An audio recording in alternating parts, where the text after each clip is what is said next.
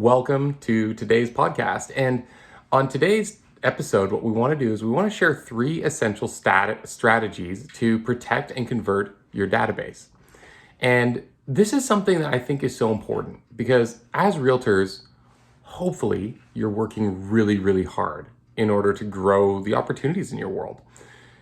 Regardless if you're one of these people who prefers to work by referral, or you're someone who goes out and knocks on doors or cold calls, or maybe you're somewhere in between and you have a strategy involving social media, or you could even just be doing like desk time at your brokerage, sitting at your brokerage, hoping people walk in and answering emails while you wait. Regardless what strategy you use, the reality of a real estate business is that we spend a lot of time working really hard to generate leads. We spend, hopefully, the most energized and focused hours of our day doing nothing else. Best practices, and you've heard me talk about this before, best practices are that you literally make this your number one priority every single day to generate new opportunities to grow your business. And it frankly makes me kind of sad because you see people sometimes who work really, really, really hard to generate and create opportunities for themselves, but they fall short on follow through. And I've been guilty of this myself. You know, when I first started out, I didn't have a tremendous number of ways of generating leads. I just did open houses. And because I could only do those 2 days a week, I could have done them on other days realistically, but because there were only 2 days of the week where we had really great open houses, I had great follow-up because I spent all week following up. But what happened was I hit a ceiling. So I hit this natural ceiling where I couldn't get more momentum than what I was doing because I was only lead generating a couple days a week.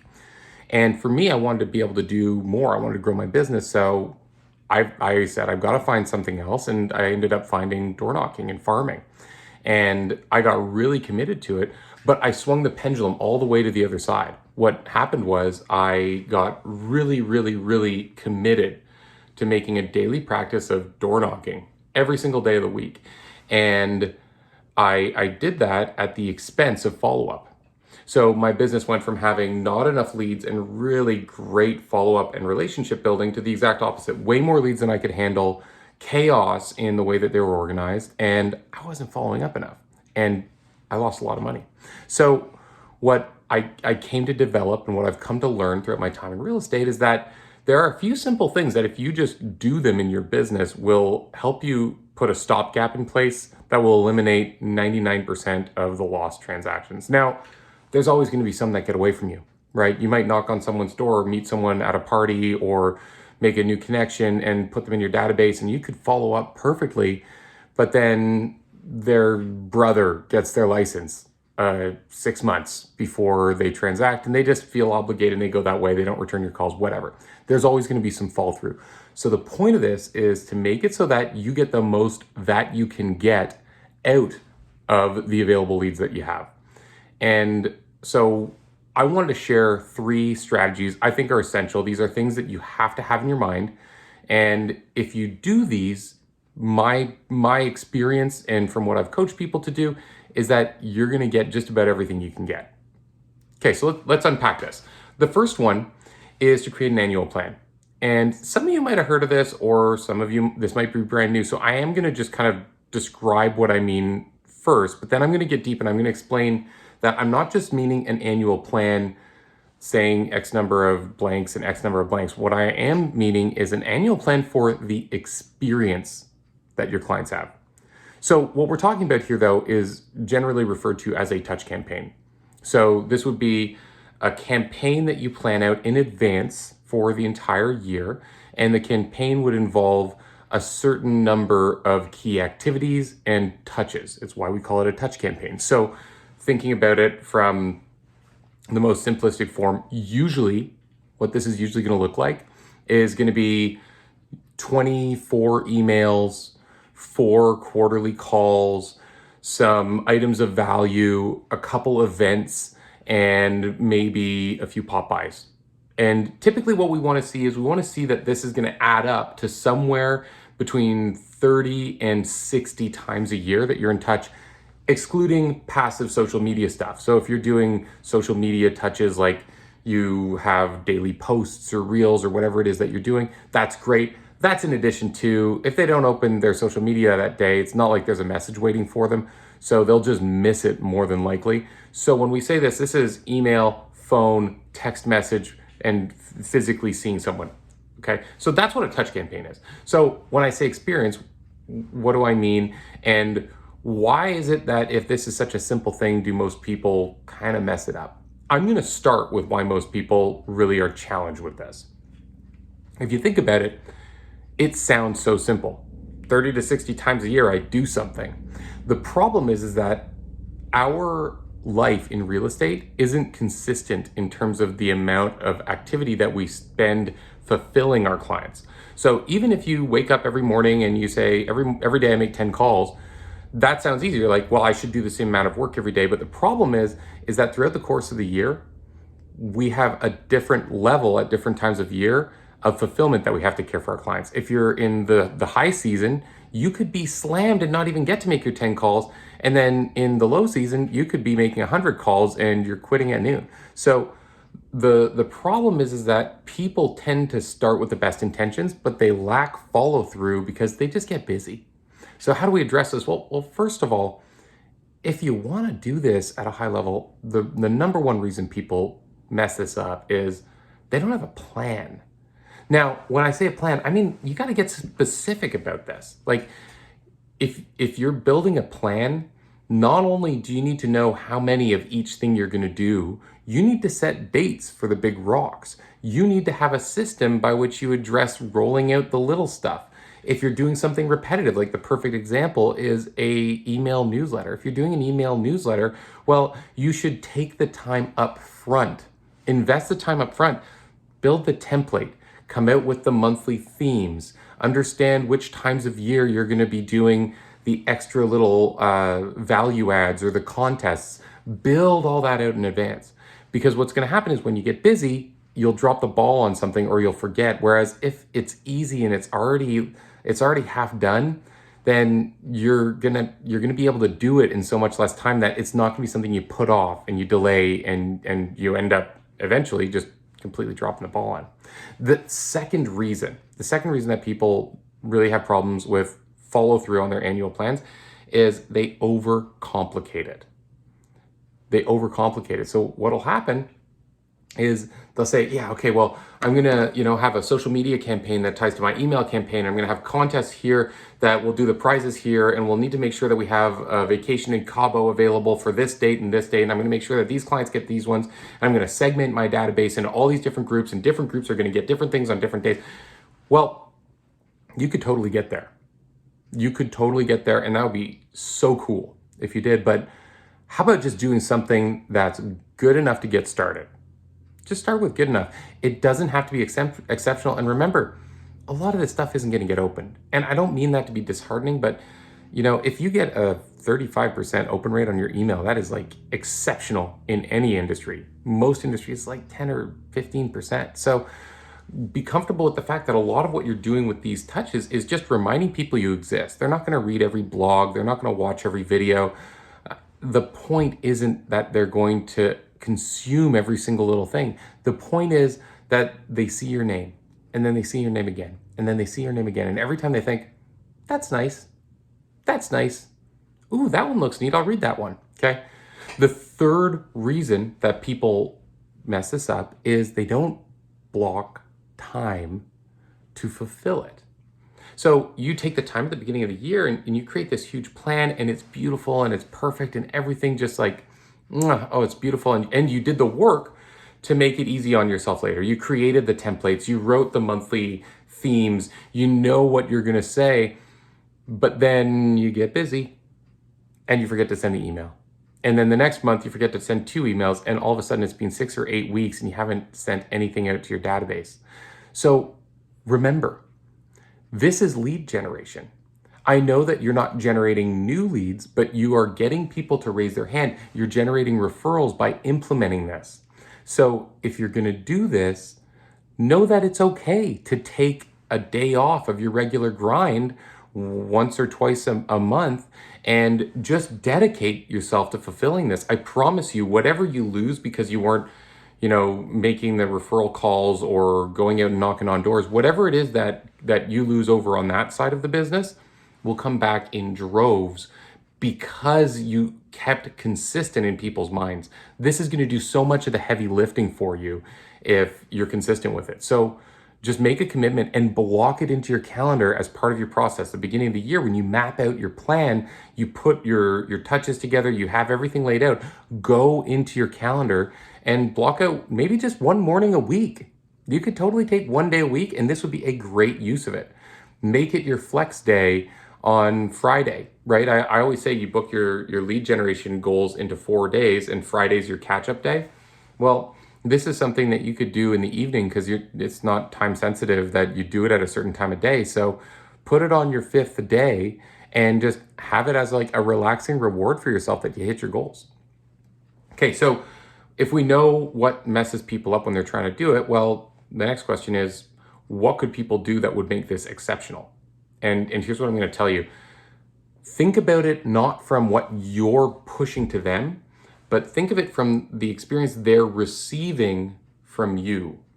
Think about the experience they receive, okay? What experience do you want them to have? So a couple examples of how I would think about this when I was mapping it out, okay? So first of all, why not think about seasonality? And this one goes deeper than just like, happy holidays and happy Easter and, happy Canada Day or whatever the thing is that you're putting your shoulder into at the moment. It's more than that. Think about what time of year would make the most sense for them to give you a referral. Think about what time of year would make the most sense for you to show gratitude to them. Think about what time of year it would make the most sense just to bring unasking gratitude. Like you just show up with, gratitude. I meant value. Unasking value. Like you just show up and bring value to them. You're not asking anything in return. You're just like, hey, here's a gift, or hey, I just wanted to say thanks. And I noticed that you were reading all the stuff I send out, and it makes me feel great to know that people get value from it. Thank you. It could be anything. It could be small, but just think about when in the year each of those things would make sense. Like for example, in January, I really want to get people's hands up if they're thinking about moves this year. Usually over New Year's is where people kind of formalize in their minds what they're going to do. In January and February as well, I'd really like to know about your referrals, because that for me is often going to be my high season. Depending on when your high season is, I back it up 2 or 3 months and I do a referral campaign. It's a no-brainer, right? Like if most of the people move in Q2, you should be asking for referrals in Q1, so you're warming up the stove. Okay. Now, the other thing that you should think about is the personalities in your database. So we all know DISC, like the dominant, the influencer, the social type, the steady and cautious type, and then the analytical type. Well, if your database only speaks your personality style, it's not going to be very engaging for the other 3 personality styles. So think about, and there's a ton of different personality assessments, but think about what personalities live in your database, regardless which one you subscribe to. Think about the ones that live in your database and think about what they want to hear. Don't craft a message that appeals to you. Who cares what you want? You're not buying from yourself. They are. So think about what they want and speak to them. Speak to the needs and wants and the dreams and the insecurities of the people who are in your database. They're going to engage with it so much more because you're going to be bringing them personal value. And then finally, when you're thinking about the experience, think about giving them opportunities to engage with you. Remember, we want to do this to remind them about ourselves throughout the course of the year, but also we want them to engage back. So what are you doing with your database to invite them to do that? Examples could be sending them a little bit of an update on value on their home with some questions surrounding, if you've done any updates or if you want more information that's accurate. Simple things. Contests and giveaways go a really long way. You can even find ways to integrate social media and telephone and email, so when you're running a campaign, everything's congruent. And if they're not part of one, the competition or whatever you're doing to drive engagement in that segment of the campaign could help feed the other ones. So ideally, you grow to a place where you have full contact info, you have full permission on all of the ways that you communicate from your database. Like they're on your email list, they haven't unsubscribed, they're taking your calls, they have their text messages, they're responding, and they're adding you on social. All of a sudden, it's so much easier for you to be front of mind. Okay, so think about how to engage them and use the times that you give them opportunities to engage as a way to make sure that you have them on all your platforms. Okay, that's the first one. We really want to just design our annual year as an experience. What do they experience as a member of your database? Okay. The next thing that I want to say is if you want to make sure that you're getting the highest return, well, one of the most important strategies is to think about referrals. And when you're doing referrals, what my perspective is that you should lead with value and then you should demonstrate gratitude. Lead with value and demonstrate gratitude. So let's talk about leading with value. Basically, if you look at what most realtors do, what most of them do is, and this is if they're good, most of them don't even do this, but if they're good, they'll call their database 4 times a year and ask for a referral. But what have you done as their realtor to earn that? What value did you bring to give you the right to those referrals? What have you delivered to them that would make them say, man, I've got to find some way to get Sean back. Like, he's done so much for me. So then when you give that referral call, they're like, yes, absolutely. How do I deliver it to you? I want to make sure you get it. What are you doing to earn those referrals? What value are you bringing? Okay. So when you go back to the experience of the annual touch campaign, think about value at every step. And I'm just going to pause. This does not need to be expensive, right? Like I was talking about the idea of sending a quarterly update on value. This is a brilliantly simple thing that you can do that your clients would be so grateful for. If I own stocks, I mean, I want to know what they're worth every year. I don't have to go digging and trying to figure out how all those charts work. It confuses me. That's not my zone, but if I got money in them, I should be knowing this stuff. So if you're their professional, wouldn't it make sense for you to be their liaison to knowing what their home's worth? How about simple little things? One of my favorites is just simply offering to help people have their family photos taken every year. This is something most people don't get to, or if they do, it costs a lot of money. But what about getting a photographer and having people come, for 15-minute slots and then sending out emails with all of your clients' family photos? What a beautiful thing for you to do. It doesn't have to cost a ton of money. I mean, you can get a photographer for maybe $1,000 a day. If that's a landmark touch for your entire database for $1,000, and even if they don't make it, they're like, you know what, that's awesome. I'm really grateful that he offered that, and next year we're for sure going to go. It stands out. Doesn't need to be expensive. If you have 100 or 1,000 people that you divide that cost between, the amount that it costs for each person is so small compared to the value it represents. So find ways to lead with value. And then I say deliver and demonstrate gratitude. What do I mean by that? Well, you lead with value, you educate and remind your clients that you are always grateful and always, building your business under the premise that referrals are a foundational aspect of it. So you're teaching them, you're bringing value, you're teaching them, you're reminding them that you want referrals. Well, the next thing that you need to do is when you receive a referral, you need to demonstrate to them that you're grateful. So this is something that often goes overlooked. You need to have a system for doing this. So when you receive a referral, what's the process? It doesn't need to be huge, but you need to show them you're grateful. It could be I send movie tickets, I call the referral, I called them and say, thank you, I just spoke to the referral and here's what's next for us. You call them again throughout the referrals process, right? If that person shops with you for 2 months, when you get the home under contract, you call the person who sent them to you. They shouldn't be left in the dark. It's a celebration. It's an opportunity for you to make sure that they know and are in the loop. Otherwise, they don't look smart. Otherwise, they're just gonna be like, yeah, I don't even know if you converted that person. So deliver gratitude in a systematic way. Now, couple guidelines. First of all, every referral needs to have gratitude attached to it. It doesn't need to be huge, but remember, the golden rule with referrals is it is not your client's responsibility to qualify your referrals. So if they send you someone and the person can't afford to buy, if they send you someone and the person's a jerk or they never meet you or it doesn't turn into anything, that is still something that you should be grateful for because they don't know how to qualify real estate transactions.